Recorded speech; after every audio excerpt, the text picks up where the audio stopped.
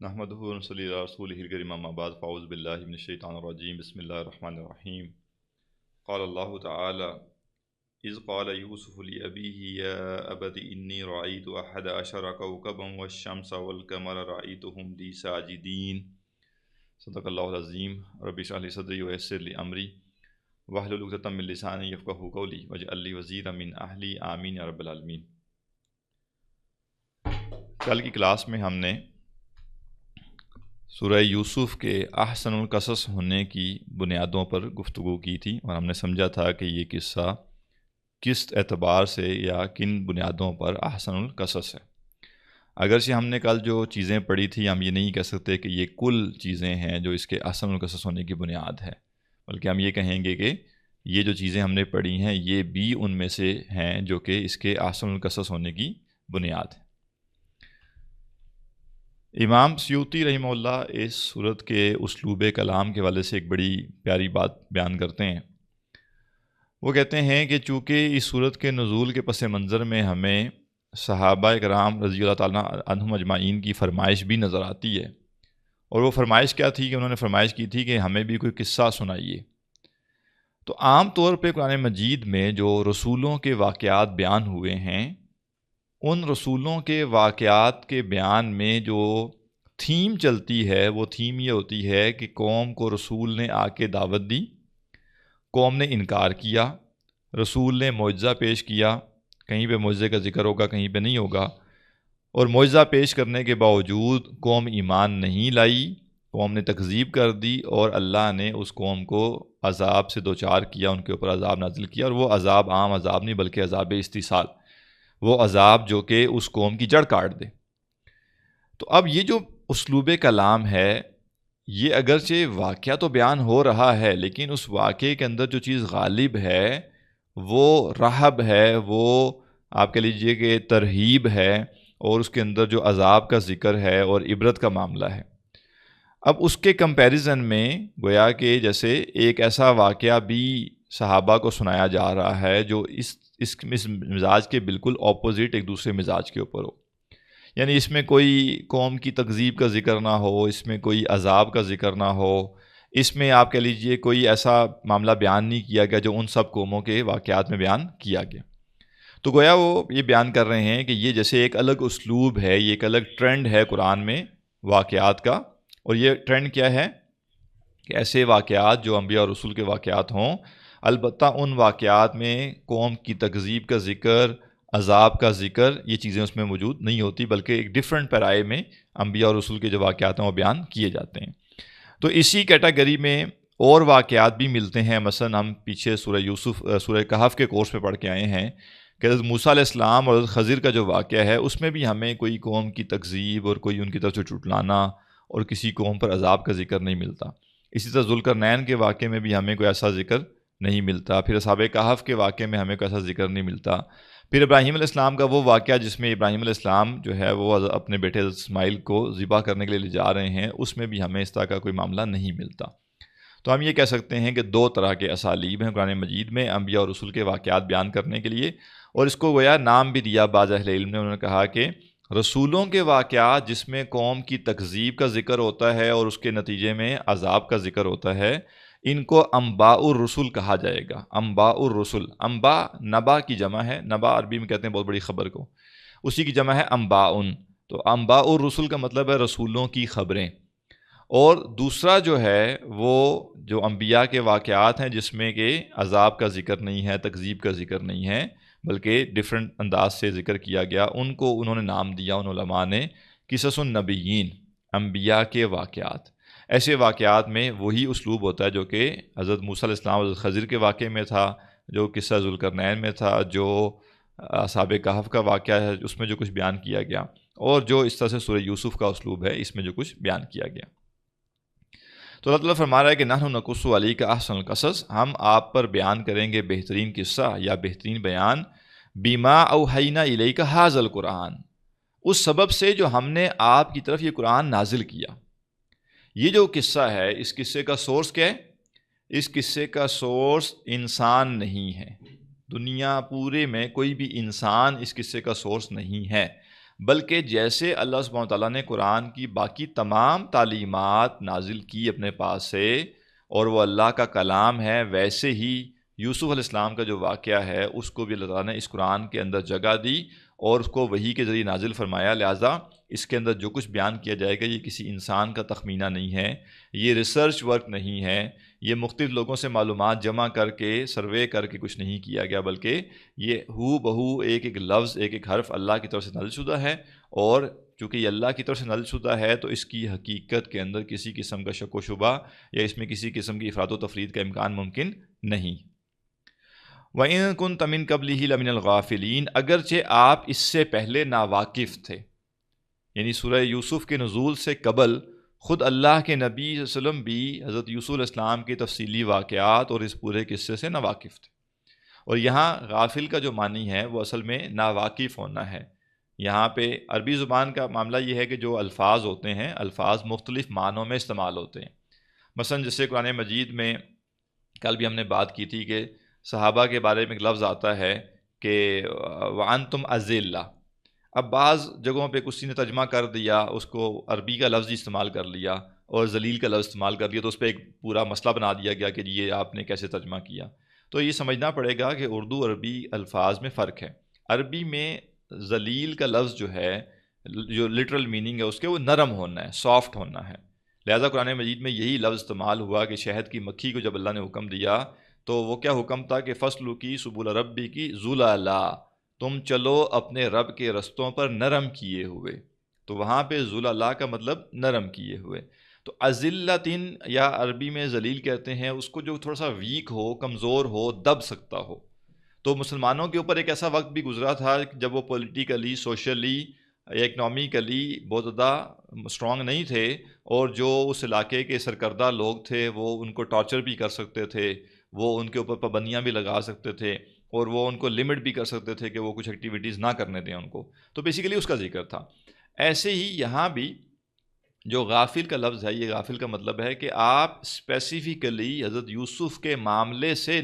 بے خبر تھے، آپ کو نہیں معلوم تھا، اور اللہ نے خصوصی طور پر آپ کے اوپر وحی نازل کی اور وحی نازل کر کے آپ کو یہ سارا کچھ بتایا۔ تو یہ جو بار بار تفصیل آ رہی ہے کیوں آ رہی ہے؟ اس بات کو واضح کرنے کے لیے کہ یہ چیز اللہ کی طرف سے نازل شدہ ہے اور اللہ نے اس کو آپ کی نبوت اور رسالت کی دلیل بنایا ہے۔ اذ قال یوسف لابیہ، جب کہا یوسف علیہ السلام نے اپنے والد سے، یا ابتی، اے ابا جان، انی رأیت احد عشر کوکبا، بے شک میں نے 11 ستارے دیکھے ہیں، والشمس والقمر، اور سورج اور چاند، رأیتہم لی ساجدین، میں نے دیکھا کہ وہ مجھے سجدہ کر رہے ہیں، یا میں نے ان کو سجدہ کرتے ہوئے دیکھا کہ وہ مجھے سجدہ کر رہے ہیں۔ یہاں سے یوسف علیہ السلام کا واقعہ شروع ہو گیا۔ چوتھی آیت سے یہ واقعہ شروع ہو رہا ہے اور یہ تقریباً آخری رکوع تک یہ جائے گا، اور آخری رکوع پہ پھر کچھ کنکلوژن پر آیات ہیں۔ اب یہ جو واقعہ یہاں سے شروع ہو رہا ہے اس کی ہم کچھ تفاصیل شروع میں دیکھ لیں گے تاکہ آگے جو واقعہ ہم پڑھیں وہ ہمیں زیادہ اچھی طریقے سے سمجھ آ جائے۔ یوسف علیہ السلام نے جو خواب دیکھا، پہلی بات تو آیات میں، اس آیت میں واضح طور پہ یہ لفظ موجود نہیں ہے کہ آپ نے خواب دیکھا، لیکن جو رأیتو کا لفظ ہے تو رؤیا کا لفظ عربی میں دیکھنا، یہ مختلف معنوں میں استعمال ہوتا ہے۔ یہ حقیقی دیکھنے کے لیے بھی استعمال ہوتا ہے، یہ خواب میں دیکھنے کے لیے بھی استعمال ہوتا ہے، اور ایون جو رائے کا لفظ ہے تو عربی کا لفظ جو ہے نا وہ رأیون ہے، رأیون، تو رأیون کا لفظ بھی اسی رعا سے ہی بنا ہے۔ تو یعنی میری رائے کا مطلب کیا ہوتا ہے کہ میں کسی معاملے کے بارے میں یہ سٹانس رکھتا ہوں۔ تو رؤیت حقیقی ہو سکتی ہے، آنکھوں سے دیکھے جانے والی چیز کو رؤیت بھی کہیں گے، رؤیت خواب میں ہو سکتی ہے، انسان خواب میں کوئی چیز دیکھے، اور اسی لفظ کا ایک اطلاق کیا ہے کہ انسان نظری طور پہ ایک چیز کو دیکھے، یعنی وہ ایک رائے قائم کرتا ہے، ایک اوپینین جنریٹ کرتا ہے، تو اس کے لیے بھی رأیون کا لفظ استعمال ہوتا ہے۔ تو اگرچہ اذ قال یوسف لابیہ یا ابت انی رأیت احد عشر ہے، یہاں پہ کہیں پہ خواب کا ذکر نہیں ہے، لیکن اصلاً یہ خواب کی ہی بات ہو رہی ہے کہ انہوں نے خواب میں یہ دیکھا۔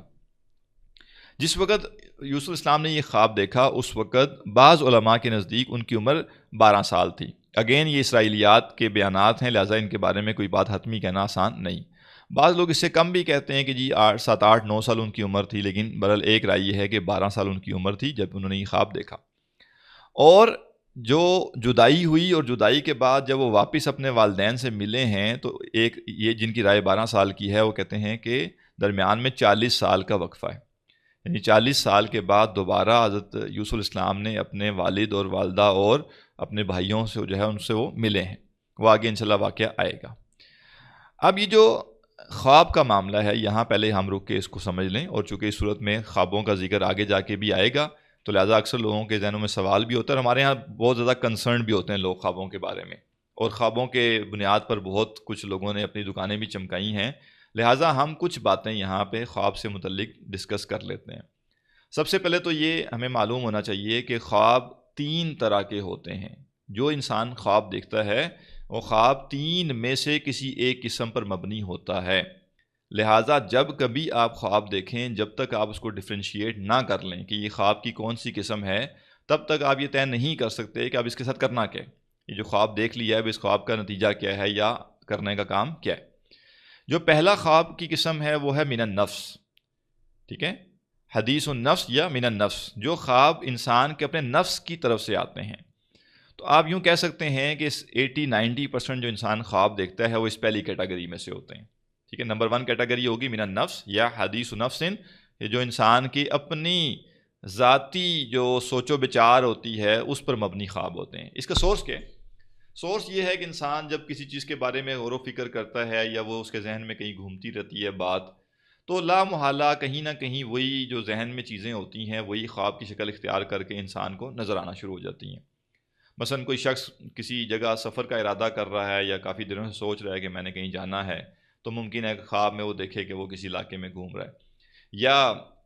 کوئی چیز خریدنے کا یا بیچنے کا کوئی شخص سوچ رہا ہے یا کوئی فیصلہ کرنے کا سوچ رہا ہے، تو ہو سکتا ہے کہ اس سے متعلق کوئی چیزیں اس کو خواب میں دکھائی دے دیں۔ تو اکثر انسان کے خواب یہی ہوتے ہیں اور ان کی کوئی بنیاد نہیں ہے، یعنی ان کی کوئی سالڈ بنیاد نہیں ہے کہ ہم ان خوابوں کے پیچھے پڑ جائیں اور ہم کہیں کہ جی اچھا یہ تو مجھے خواب میں یہ آ گیا، مجھے وہ آ گیا۔ تو زیادہ تر خواب انسان کے یہی ہوتے ہیں جو اس کی سوچ و بچار کی عکاسی کرتے ہیں، اس کے خیالات اور اس کے ذہن پہ جو چیز حاوی ہوتی ہے اس کو خواب میں دکھائی دیتی ہے۔ اچھا یہ ہوتے بھی فریکوینٹ ہیں، یعنی بعض لوگ تو روزانہ ہی کوئی نہ کوئی خواب دیکھتے ہیں اور یعنی کچھ نہ کچھ ان کے خواب میں چلتا ہی رہتا ہے۔ تو اس کی نشانی کیا ہے؟ پہچان کیسے پتا چلے گا کہ یہ جو خواب میں نے دیکھا یہ میرے نفس کی جو چیز ہے وہ ہے؟ تو اس کی سب سے بڑی نشانی تو یہ ہے کہ یہ خواب انسان اکثر و بیشتر جاگتے ہی بھول جاتا ہے۔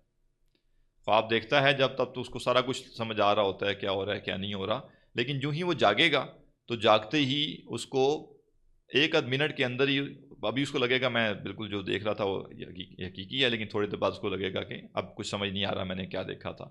تو ایک چیز یہ، یا بے ربط ہوگا، کبھی کچھ ہے کبھی کچھ ہے، یعنی اس کو خود سمجھ نہیں آ رہی کہ خواب تھا کیا، کبھی وہ کہاں پہ ہے، کبھی کہیں اور چلا گیا، پھر کچھ اور ہونا شروع ہو گیا، ایک دم ہی کوئی سینیریو چینج ہو گیا خواب میں۔ تو اس طرح کی جو رینڈم قسم کی چیزیں جمع ہو رہی ہوتی ہیں یا انسان کو اس کے یاد نہیں آ رہا ہوتا کہ اس نے کیا دیکھا ہے، یہ اس خواب کو کہتے ہیں کہ یہ حدیث النفس ہے یا یہ من النفس یہ خواب آیا ہے۔ کرنا کیا ہے اس کے لیے؟ کچھ بھی نہیں کرنا، سمپلی اس کو انسان جو ہے وہ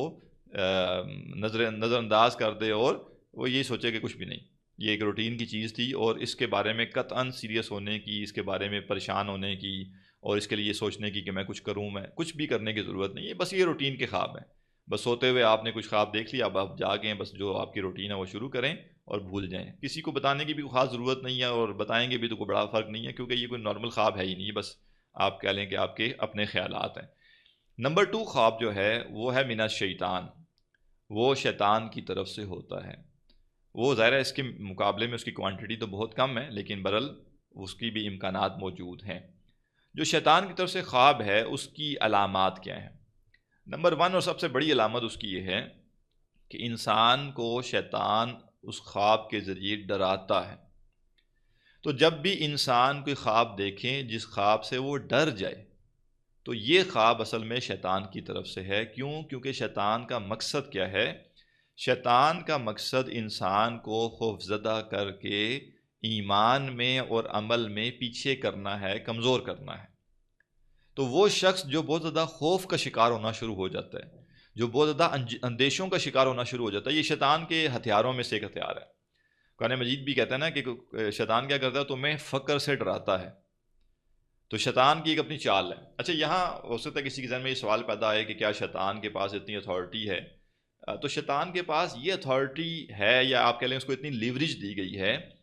کہ وہ انسان کو آ کے کوئی بات سمجھانے کی کوشش کرے، اس کو قائل کرنے کی کوشش کرے، اس کو کوئی رستہ دکھانے کی کوشش کرے. یہ گنجائش، یہ لیوری شیطان کو دی گئی ہے.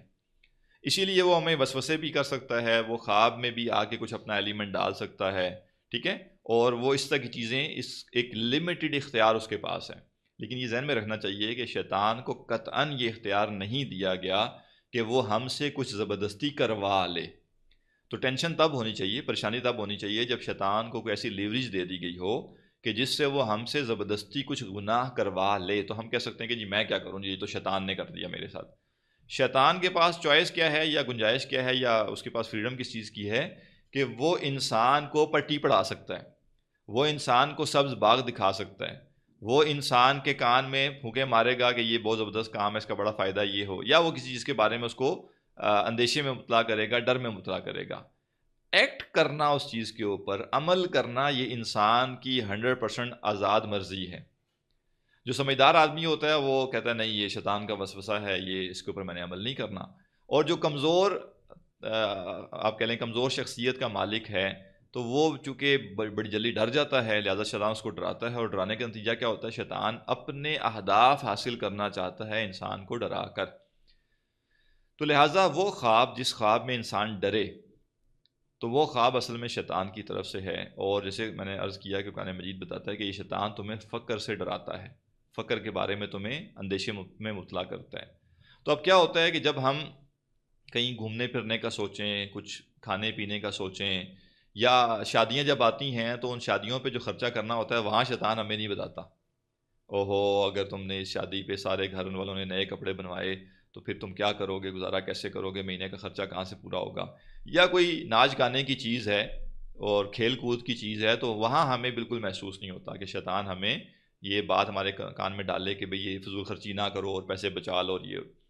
لیکن وہی شخص جو ہی 2-4 ہزار روپے دین کے لیے خرچ کرنے لگے گا تو شیطان فوراً سے اس کے ذہن میں وسوسے پیدا کرنے کی کوشش کرے گا کہ اوہو یہ تو تم نے اگر یہ خرچ کر دیے تو پھر کیا بنے گا، یہ مہینہ پہلے تمہارا ٹف جا رہا ہے، اور دیکھو نا اگر وہ فلاں خرچہ بھی نکل آیا تو پھر کیا ہوگا، اسی مہینے تو اسکول کی فیس بھی دینی ہے بچے کی، وہ بھی پینڈنگ ہے، اور یعنی گھر کا کوئی مینٹیننس کا کام بھی ہے. تو اب پتہ چلے گا کہ شیطان نے ایک دم سے بندے کو 2-4 ہزار روپے دین کے لیے خرچ کرنے کی وجہ سے وہ اس کے ذہن میں وسوسے ڈالے گا. کیوں ڈالے گا، ڈرائے گا کیوں، تاکہ وہ انسان کو اس نیک عمل سے روک سکے، وہ اس کو پیچھے رکھ سکے. تو ہوتا ہے اکثر کہ ہم دیکھتے ہیں کہ لوگ دنیا کے کاموں میں ہزاروں روپے خرچ کر رہے ہوتے ہیں، ایون لاکھوں روپے خرچ کر رہے ہوتے ہیں، اور ان کو زیادہ سوچنا بھی نہیں پڑتا، کوئی زیادہ ٹینشن نہیں ہوتی. اب آپ اندازہ کر لیجیے نا، ہمارے ہاں جو یونیورسٹیز وغیرہ میں فیسیں ہیں، کالجز میں، اسکولوں میں فیسیں ہیں، تو بڑے آرام سے، ایون اسکول میں ایک نارمل اسکول میں بھی لوگ 10,000 روپے بڑے آرام سے بچے کی فیس دے رہے ہیں. لیکن وہی شخص جب دین پڑھانا چاہے گا اپنے بچے کو تو اب وہ چاہے گا قاری صاحب 500 روپے لیں. تو مسئلہ کیا ہے، ایک تو ظاہر ہے اس کا نظریہ ہے کہ جو قاری صاحب پڑھا رہے ہیں اس سے بچے نے کچھ کمانا تو ہے نہیں، تو لہٰذا میں خرچ کیوں کروں اس کے اوپر، اسکول میں تو اس لیے میں خرچ کر رہا ہوں کہ آگے سے اس نے کمانا ہے. تو ایک تو ہم سمجھتے ہیں کہ ویلیویبل چیز وہ ہے جس سے ہم کچھ کما سکیں. لیکن برحال یہ چیز بھی ہے کہ شیطان اس کو یہ سمجھائے گا کہ بھائی اگر تم نے زیادہ پیسے قاری صاحب کو دے دیے، یعنی کوئی اچھے قاری صاحب تم نے ہائر کر لیے، تو پھر تم کیا ہو جائے گا، پیسے کم ہو جائیں گے. لیکن جب وہ اسکول کی فیس دے رہا ہوتا ہے تو پھر شیطان اس کو بجائے یہ کہنے کہ بھئی یہ تھوڑے سستے اسکول میں ڈال، تو وہ کہتا ہے کہ نہیں ابھی بھی یہ معیار کم ہے اس کا، یہ بچہ کل کو کمپیٹ کیسے کرے گا، یہ کیسے ہوگا، اعلیٰ مقام تک کیسے پہنچے گا. تو وہاں تو انسان اپنی افورڈیبلٹی سے بھی باہر نکل کے اپنے کچھ خرچے کم کر کے بچے کی فیسیں جمع کراتا ہے. تو برحال شیطان کا ایک کام انسان کو خوفزدہ کرنا، اور کیوں کرنا، تاکہ انسان کے یا تو کردار میں ایسی کمزوری پیدا کر دی جائے کہ انسان میں ہمت ہی نہ ہو، کوئی سٹیپ ہی نہ لے سکتا ہو، ہر وقت اندیشوں کا شکار رہے، ہر وقت اس کے کنسرنز ہی ختم ہونے کا نام نہ لیں، یا پھر وہ انسان کو خوفزدہ کر کے کوئی خاص عمل اس سے چھڑوا دے کہ یہ عمل جو اس نے کرنا ہے یہ نہ کرے. تو وہ کیا کرتا ہے، خواب کے ذریعے بھی یہ کام کرتا ہے، وسوسوں کے ذریعے بھی یہ کام کرتا ہے. لیکن ابھی چونکہ ہم خوابوں کی اقسام پڑھ رہے ہیں، لہذا خواب میں آ کے شیطان یہ کام کرے گا. تو اس کے نتیجے میں کرنے کا کام کیا ہے کہ اگر شیطان جو ہے وہ خواب میں آ کے کچھ ڈرائے، اچھا ڈرانے کے علاوہ شیطان کی طرف سے وہ خواب بھی شیطان کی طرف سے ہوگا جو کسی برائی پر آمادہ کرے. تو اگر انسان خواب میں کسی برائی کو دیکھتا ہے کہ انسان کوئی برائی کر رہا ہے، اور جاگنے کے بعد جیسے وہ وہ جو برائی ہے ایک اس کے دل میں ایک خیال سا آتا ہے کہ کاش ایسا ہو جائے، یا یہ تو خواب ختم ہو گیا، کاش یہ خواب ہی رہتا، اور یہ جو میں مزے کر رہا تھا جو عملی زندگی میں ویسے جائز نہیں ہے میں یہ کر لیتا۔ یا انسان بالفرض کسی مکس گیدرنگ میں بیٹھا ہوا ہے اور مرد عورتیں اکٹھے بیٹھے ہوئے ہیں، گپیں ہو رہی ہیں، اب انسان کی ایک دم آنکھ کھل گئی، تو اب بندے کو دل کر رہا ہے کہ وہ ہو یہ کیا مولوی ایسے ہی مردوں عورتوں کا دائرہ کار الگ کر کے بیٹھے ہوتے ہیں، تو کوئی ایسا ہلا گلا ہونا چاہیے، کوئی شغل ملا ہونا چاہیے، ایسے کزنز اکٹھے ہوں اور سارا کچھ ہو۔ تو اب یہ کیا ہے، شیطان آمادہ کرنا چاہ رہا ہے انسان کو برائی کے اوپر، کہ یہ برائی جو ویسے نہیں کر رہا تو اس کو جیسے خواب میں ایک ٹیسٹ چکھا دیا گیا، اب یہ عملی زندگی میں اس برائی کی طرف راغب ہونے کی کوشش کرے گا، یا کوئی بھی اور ایسی برائی جس سے انسان کو شیطان ہنٹ دے کہ بھئی تم یہ کر سکو۔ اور تیسرا یہ ہے کہ شیطان کوئی بھی جو خلاف شریعت چیز ہے یا دین میں شکوک و شبہات ہیں یہ بھی پیدا کرنے کی کوشش کرے گا خواب کے ذریعے۔ تو اگر آپ خواب میں ڈر جائیں یا آپ کو خواب میں غیر شرعی کام آپ کو یہ کرتے ہوئے دیکھیں اپنے آپ کو، اور وہ آپ کو اس کے اندر اٹریکشن فیل ہو رہی ہو، یا دین کے بارے میں کوئی شکوک و شبہات پیدا کرنے والا خواب ہو، تو یہ خواب بھی اصل میں شیطان کی طرف سے ہے۔ اب اس کے نتیجے میں کرنا کیا ہے؟ سب سے پہلی بات تو ہمیں تلقین کی گئی کہ ایسا خواب جو ہے جو شیطان کی طرف سے ہے اس کو بیان نہیں کرنا، کیونکہ وہ ایک متھ تھی، وہ ایک وہم تھا، وہ ایک خیال تھا۔ جب اس خیال کو آپ نے ذہن سے جھٹک دیا تو آپ بچ گئے۔ جو ہی اس وہم کو، اس وسوسے کو آپ نے دہرانا شروع کر دیا زبان سے، تو پہلے تو اس کی امپورٹنس آپ کی زندگی میں بڑھ گئی۔ یعنی جب میں بات کسی سے کر رہا ہوں اس کا مطلب ہے یہ قابل ذکر بات تھی، یہ امپورٹنٹ بات تھی، یہ ڈسکس ہونے والی بات تھی۔ تو لہذا شیطان کی طرف سے جو خواب آئے گا اس کو ڈسکس کرنا ہی غلط ہے، بلکہ اس کو ذہن میں اتنی جگہ دینا کہ وہ ذہن میں رہے اور پھر بندہ کسی سے وقت نکال کے اس کو ڈسکس کرے، یہ مناسب نہیں۔ وہ ایک خیالی بات تھی، وہ ایک وہم تھا، وسوسہ تھا، اس کو بس ذہن سے اتار دینا چاہیے۔ تو پہلی بات یہ ہے کہ اس خواب کو بیان نہیں کرنا، اور کسی کو بھی نہیں بیان کرنا، نہ اپنے دوست کو بیان کرنا ہے، نہ بیوی کو بیان کرنا ہے، نہ بیوی شوہر کو بیان کرے، نہ کسی کو بھی بیان کرنے کی ضرورت نہیں ہے اس خواب کو۔ نمبر 2 کام کیا کرنا ہے کہ اگر اس خواب کے اندر کوئی خلاف شرع معاملہ پایا جاتا ہے تو اس پر عمل نہیں کرنا۔ اور خلاف شرع ہونے کا مطلب صرف گناہ کا کام نہیں ہے، یہ ذہن میں رکھیے گا۔ بعض کا شیطان انسان کو گمراہ کرنے کے لیے کیا کرتا ہے کہ وہ اس ڈومین سے آ کر اس پر حملہ کرتا ہے جس ڈومین سے اس کو لگتا ہے کامیاب ہونے کے امکانات ہیں۔ مثلا یہ جو شیطان کے حملے ہوتے ہیں، وسوسے ہوتے ہیں، کتاب ہے پوری اس کے اوپر، امام ابن جوزی رحمہ اللہ کی کتاب ہے تلبیس ابلیس، تو وہ الگ الگ بیان کرتے ہیں کہ جو علم حدیث کا شخص ہے اس کو کیسے شیطان وسوسہ کرتا ہے، جو قرآن پڑھنے والا اس کو کیسے وسوسہ کرتا ہے، دین کی دعوت دینے والے کو کیسے وسوسہ کرتا ہے۔ تو وہ ہر طبقے کو الگ الگ کر کے بتاتے ہیں کہ شیطان ان کے ساتھ کیسے ان کو گمراہ کرنے کی کوشش کر سکتا ہے۔ تو شیطان مثلا ایک عام شخص جو نماز نہیں پڑھتا، تو اگر وہ نماز پڑھنا شروع کرے گا تو شیطان پہلے کوشش کرے گا کہ نماز چھڑوا دے، اسے کھیل کود میں لگا دے، فلم و ڈراموں میں لگا دے، اور شغل میلے میں لگا دے، اور نماز سے چھڑوا دے۔ لیکن بالفرض وہ نماز میں پکا ہو گیا تو اب اس کی اگلی کوشش یہ ہوگی کہ چلو نماز تو اسے نہیں چھوڑنی، لیکن کسی طریقے سے قرآن نہ پڑھ سکے، بس اس کو اسی پہ لگا دو کہ 5 نمازیں پڑھ رہے ہو، بس ٹھیک ہے، کافی ہے، اس سے زیادہ نیکی کی ضرورت نہیں ہے، دین و دنیا میں توازن پیدا کرو۔ کیونکہ اس کو پتہ ہے کہ جب تک یہ علم حاصل نہیں کرتا تب تک اس کی نمازوں کو کل کو ڈسٹرب کرنا میرے لیے اتنا بڑا مسئلہ نہیں ہے۔ تو اب وہ فوکس کس پہ کرے گا کہ یہ شخص علم حاصل نہ کر سکے، اس کے راستے میں رکاوٹیں ڈالنے کی کوشش کرے گا، اسے وسوسہ ڈالے گا کہ نہیں ابھی نہیں، بعد میں پڑھ لینا، کوئی بڑا عالم ملے گا پھر پڑھ لینا، یہ جو یہاں جو تم پڑھ رہے ہو ان کو تو اتنا آتا ہی نہیں ہے، تو تم آرام کرو، ابھی جب کوئی اچھے عالم ملیں گے پھر ان سے پڑھنا، تم اس طرح کرو، تم تو ماشاءاللہ ذہین آدمی ہو، تم تو بڑے لائق فائق اور ذہین و فتین شخص ہو، تم اس طرح کرو، خود پڑھ لینا، چھوڑو ان چیزوں کو۔ ہاں جب تم گریجویشن کر لو گے نا پھر تمہارے پاس وقت ہوگا، تو پھر ایک دفعہ بیٹھنا، ساری تفسیریں سامنے رکھ کے، ساری حدیث کی کتابیں سامنے رکھ کے، اب یہ سارا کیا ہے، کسی بھی طریقے سے اس کو علم سے روکنا ہے۔ اب بالفرض اس شخص نے یہ گھاٹی بھی عبور کر لی اور علم حاصل کر لیا، تو اب شیطان کا اگلا ہتھ کنڈا کیا ہوگا کہ اب تو نہ یہ علم سے پیچھے ہٹا، نہ عمل سے پیچھے ہٹا، اب اس کے اندر کوئی ریاکاری پیدا کی جائے، اب اس کے اندر کوئی تکبر پیدا کیا جائے، یا اس کو کسی گمراہ فرقے کی طرف اس کے ذہن کو مائل کیا جائے، تاکہ اب اپنے لگا رہے، یہ عبادت بھی کرے، لگا رہے، پڑھے بھی، لیکن اب اس کی ڈائریکشن چینج کرنی ہے، اس کو ڈی ٹریک کرنا ہے، اس کو رستے سے اتارو اور اس کو کسی گمراہی والے رستے پہ لگاؤ۔ لہٰذا وہ دوسرے مسلمانوں کی تکفیر پہ لگ جائے گا، وہ دوسرے مسلمانوں کو گمراہ ثابت کرنے پہ لگ جائے گا، ٹھیک ہے، یا وہ یہ بتائے گا کہ ہدایت میرے پاس ہی یا باقی سارے گمراہ ہیں۔ تو یہ جو اس طرح کے لوگوں کے اندر فتنے آتے ہیں وہ کیوں آتے ہیں؟ کیونکہ وہ سمجھ نہیں پائے کہ واحد آزمائش یہ نہیں تھی کہ ہم دین پر نہیں تھے تو دین پر آ گئے، بلکہ دین پر آنے کے بعد بھی آزمائش ہے، اور بندے کے آخری سانس تک بھی آزمائش ہے۔ اور سب سے بڑی آزمائش تو یہی ہے کہ صراط مستقیم پہ انسان رہے اور وہ اخلاص نیت کو برقرار رکھ سکے. اگر ریاکاری پیدا ہو گئی، عجب پیدا ہو گیا، تکبر پیدا ہو گیا، تو پھر عمل اور علم سارا کچھ فارغ ہو جائے گا، کسی کام کا نہیں رہے گا. تو لہٰذا شیطان کیا کرتا ہے، وہ جب آ کے خواب میں ڈرائے گا یا خواب کے ذریعے وہ انسان کو دین سے دور کرنے کی کوشش کرے گا، تو خلاف شرع کاموں میں بعض اوقات تو بالکل حرام اور گناہ کا کام بھی انسان کو جو ہے وہ سجیسٹ کرے گا کہ یہ تم کرو، یا وہ انسان کو نیکی کی کوئی ایسی پٹی پڑھائے گا جو اصل میں نیکی نہیں ہے، لیکن وہ خواب میں اس کو نیکی ہی بتائے گا. مثلا اب جیسے کسی کو یہ خواب آ جائے کہ بھئی اب تم نہ انسانوں کے امام، یہ جو 21ویں صدی ہے نا، اس کے مجدد تم ہی ہو. اس کو جو ہے وہ استنجے کا طریقہ پتہ نہیں ہے، لیکن شیطان اس کو خواب میں آ کے بتا رہا ہے کہ تم کیا ہو، اس صدی کے مجدد تم ہو.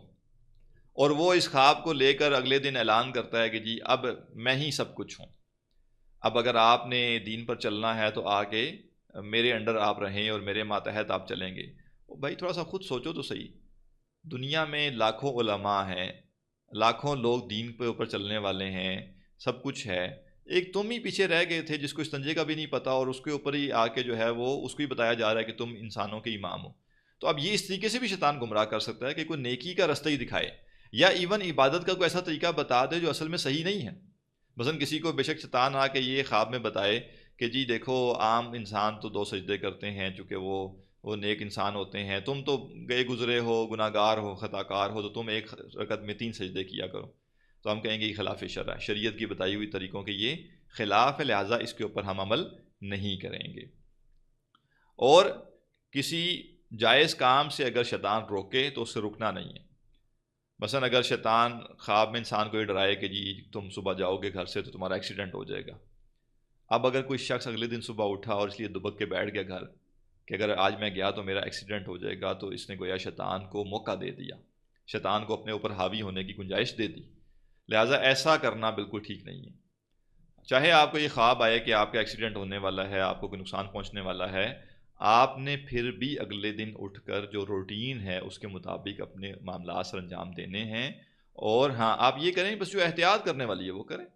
اگر موبائل استعمال کر رہے ہوتے ہیں ڈرائیونگ کے دوران تو نہ استعمال کریں موبائل، وہ ویسے بھی آپ کو نہیں کرنا چاہیے، ویسے بھی احتیاط کرنی چاہیے. یا کوئی اور مسئلہ ہے ڈرائیونگ کرتے ہوئے، اگر کوئی شخص تیز ڈرائیونگ کرتا ہے بلا وجہ کی، یا ریش ڈرائیونگ کرتا ہے، یہ ایک اور چیز ہے. یہ تو ویسے بھی بغیر خواب کے بھی بندے کو خیال آ جائے تو بندے کو ذرا کہتے ہیں بندے کا پتر بن جانا چاہیے. لیکن یہ چیز کہ خواب آیا کہ تمہارا گھر سے نکل کے فلاں پل کے پاس ایکسیڈنٹ ہو جائے گا، تو آج میں نے وہ رستہ اختیار نہیں کیا، آج میں نکلا تو اس پل کی طرف نہیں گیا، تو اس کا مطلب ہے میں نے اس کو ویٹیج دی ہے خواب کو، جو کہ نہیں دینی چاہیے. تو آپ انسانی درجے پہ اپنی حفاظت کے لیے جو کر سکتے ہیں وہ کریں، لیکن آپ اس کسی کام سے پیچھے نہ ہٹیں. پیچھے ہٹیں گے اس کا مطلب ہے آپ شیطان کے ٹریپ میں آ رہے ہیں. تو یہ کرنے کا کام ہے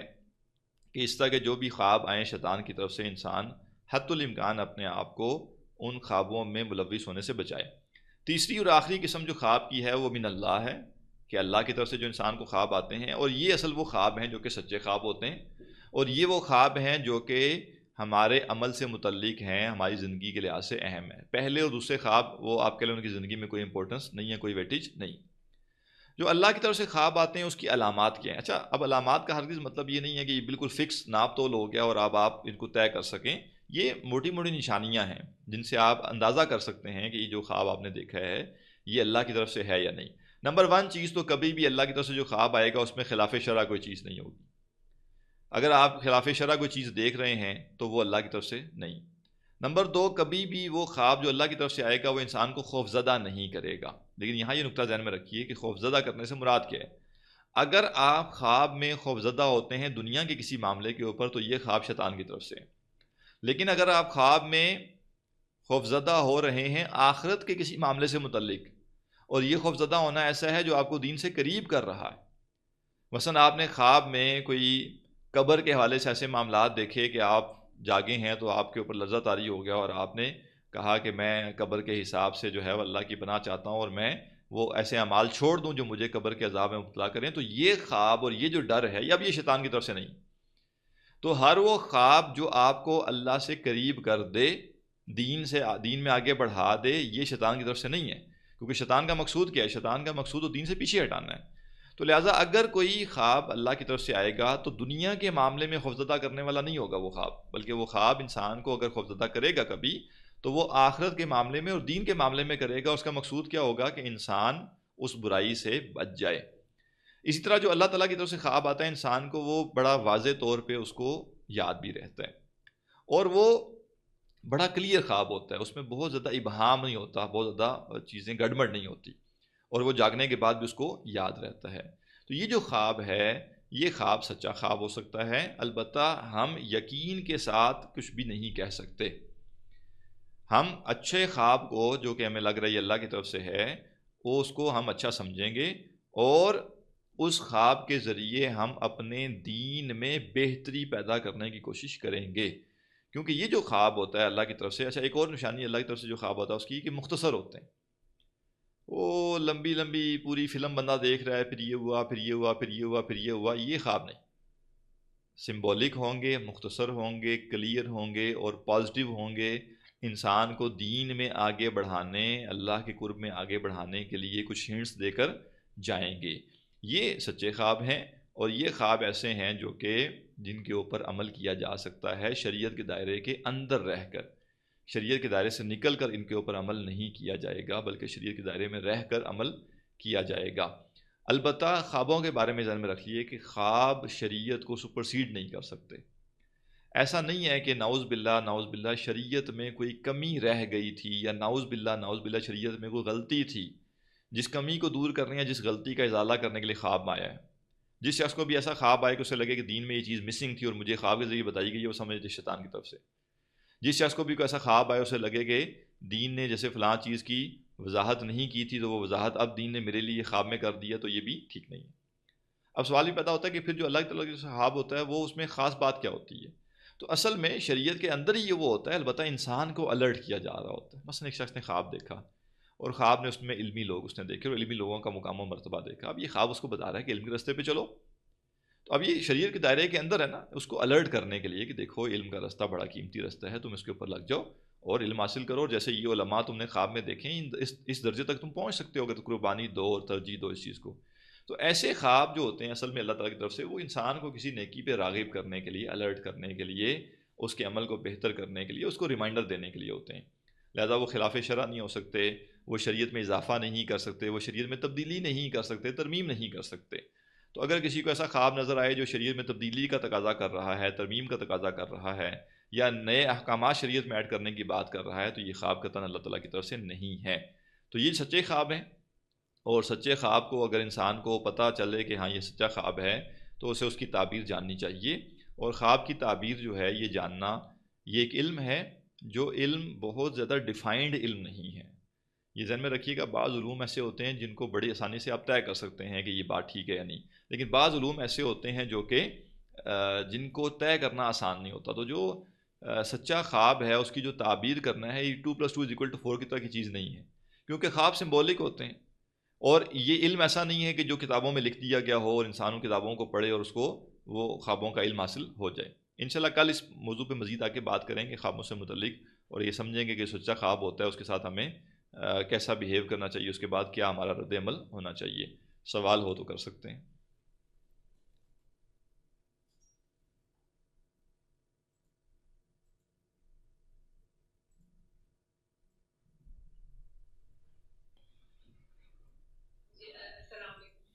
وعلیکم السلام.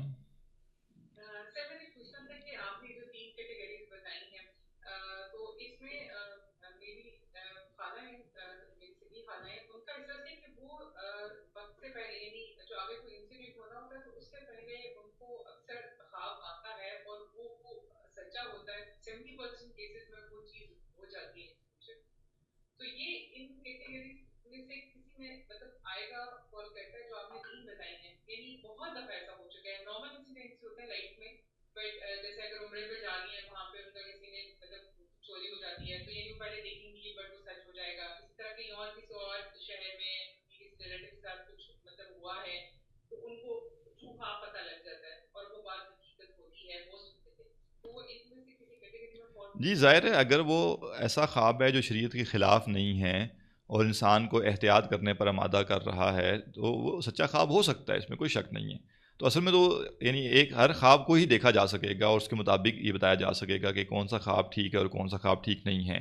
تو اگر وہ ایسا خواب ہے جو ان کو الرٹ کر رہا ہے کسی نقصان سے بچانے کے لیے، لیکن اگین وہی بات ہے، اس کا یہ مطلب نہیں ہے کہ انسان وہ عمل نہ کرے. مثلا اگر ان کو یہ خواب آ رہا ہے کہ آج ان کے پیسے چوری ہو سکتے ہیں، اور پیسے چوری ہوں گے جب انہوں نے عمرے پہ جانا ہے یا حرم کے اندر جانا ہے، تو اس کا یہ مطلب نہیں ہے کہ وہ گھر بیٹھ جائیں یا ہوٹل میں بیٹھ جائیں کہ نہیں آج حرم نہیں جانا کیونکہ پیسے چوری ہو سکتے ہیں، بس ٹھیک ہے پیسے چھوڑ کے چلے جائیں اگر ان کو لگتا ہے کہ اس طریقے سے سیکیور ہو سکتے ہیں. لیکن وہ جو عبادت ہے یا وہ جو نیکی ہے یا وہ جو عمل ہے وہ نہیں چھوڑنا چاہیے. تو اگر ان کو ایسے خواب آتے ہیں جو ان کی زندگی میں بہتری کا ذریعہ بن رہے ہیں، اور دین میں بھی بہتری کا ذریعہ ہے، دنیا میں بہتری کا ذریعہ ہے، تو پھر کوئی مسئلہ نہیں ہے. لیکن ان خوابوں کے ذریعے اگر ان کو آپ کہہ لیں کہ ٹریپ کیا جا رہا ہے کہ وہ آہستہ آہستہ اس حد تک انسیکیور ہو جائیں کہ ان کو کوئی بھی اسٹیپ لینے کے لیے وہ کہیں جب تک خواب نہیں آئے گا میں نہ کروں، تو پھر یہ وسوسہ ہو سکتا ہے.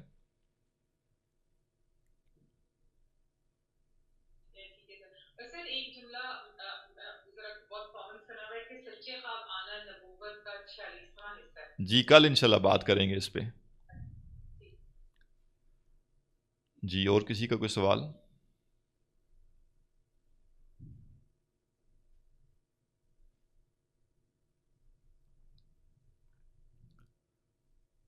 ٹھیک ہے جی، آج یہیں پہ ہم اکتفا کرتے ہیں. سبحانک اللہم و بحمدک، نشہد ان لا الہ الا انت، نستغفرک و نتوب الیک.